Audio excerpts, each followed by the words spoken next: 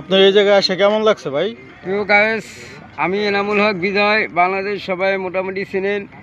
আমি এখন আছি একদম ইন্ডিয়ার ওই বর্ডার, ওই দেখেন একদম পুরো বেড়া দেওয়া দেখছেন। আর এটা হচ্ছে বাংলাদেশ, আর ওই পাশে হচ্ছে ওই পাহাড়ে হচ্ছে ইন্ডিয়া।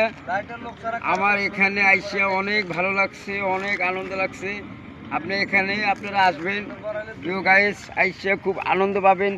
এই সাগরের পানি আছে, খুব স্মার্ট পানি, গোসল করে আপনারা সাত কমলের ভাগি পাবেন। আর এইদিকে পাহাড় আছে চারিগুলো। এই আমাদের শুটিংয়ে ছাতা মাতা, আর এই যে আমাদের ভাই বেদা সবাই শুটিংয়ে কাজ করে। হ্যাঁ, এরা শুটিংয়ে কাজ করে খুব। আর ওই আলী কাকা নাস্তা করতেছে, আলী কাকা নাস্তা করতেছে, আমাদের সবাই ছিলেন।